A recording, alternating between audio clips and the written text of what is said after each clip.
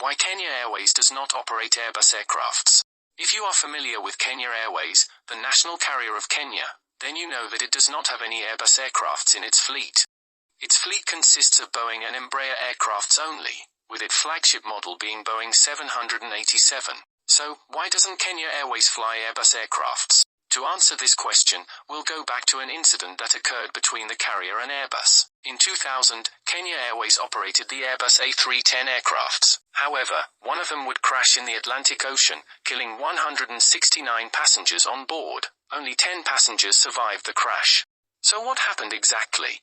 This plane was scheduled to fly to Lagos, before proceeding back to Kenya. It was a night plane, so visibility was poor. The pilots, having completed the takeoff checklist, proceeded to the runway, from where they eventually took off. Shortly afterwards, the plane's stall warning went off in the cockpit. This left the crew confused. They could not determine if the aircraft was actually in a stall, or if it was a false alarm. To combat the stall, they pushed back the flight controls to bring the aircraft's nose down. This was the measure recommended by Kenya Airways training. However, in doing so, they sent the aircraft into a nosedive, since the aircraft was not in an actual stall.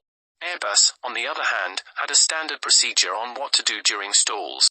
Its procedure required the pilots to apply toga thrust, which would allow the engines to apply 100% thrust, instead of the 97, which was often used during takeoffs. It seems the crew flying the aircraft did not complete this procedure. An investigation, which was launched to probe the accident, determined that Kenya Airways pilots indeed failed to apply the toga thrust. They also determined that the plane was not in an actual stall and did not require any corrective actions. The controversy. Kenya Airways felt that faulty Airbus sensors made the pilots believe that the plane was in an actual stall, when in essence, it wasn't. The carrier, therefore, blamed Airbus for the crash. Airbus, on the other hand, blamed Kenya Airways pilots for not following their standard procedure on how to react during a stall.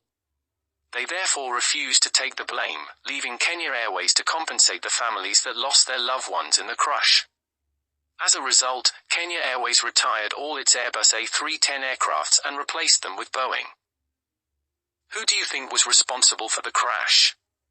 Share your thought in the comment section. While at it, remember to subscribe, like and share.